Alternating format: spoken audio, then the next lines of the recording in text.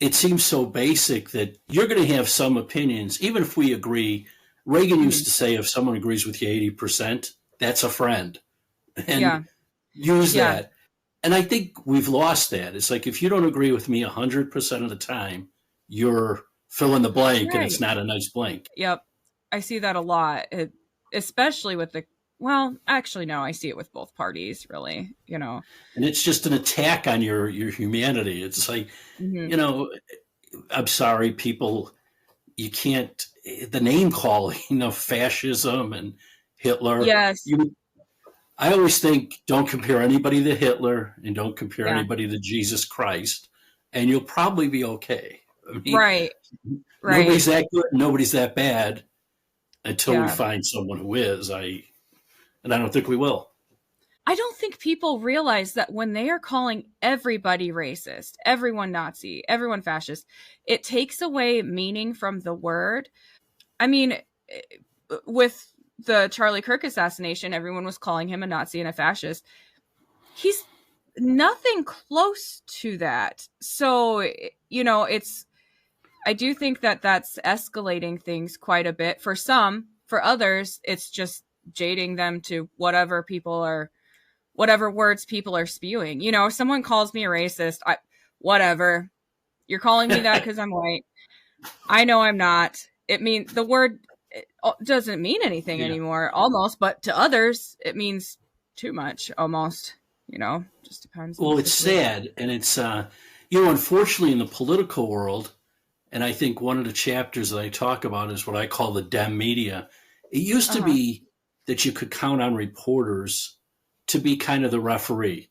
They called fouls on each team, and, if you went out of bounds on something, they said, hold it, you can't do that. But now the media is aligned with one party or the other, mostly the Democrats. They control most of it. And they're making excuses. Now when I read a story, and these are, take the Chicago Tribune, which I still get every day, I sometimes have to look up, like, I don't believe this. And I find, that was an opinion. It's not marked opinion. The reporter's thrown in opinions.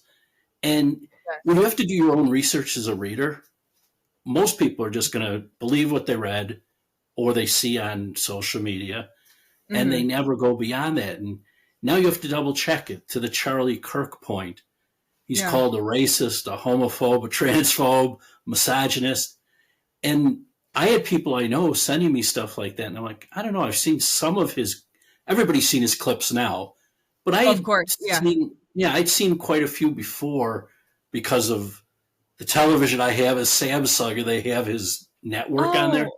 Yeah. Which is great. Yeah. And I had seen some of it, and it's like they would take just a sentence out that made it seem like he was racist. But if you heard the whole answer, it's not. If that makes sense. It's all context. They've been doing that for so long. The Trump during his first term, they did that with how many of his comments, the good people on both sides, or a good one. Really that's true. And when they do that, it almost becomes, to the point, I guess, it's like campaign material. Like you get flyers at home, or you see a commercial on TV, and it's just that one quote. And it's like, well, that guy's a racist. Right? They love those little word snippets. They love to be able to repeat those things, those few things. And it is effective. There's people that believe it. Well, because our attention span is so short.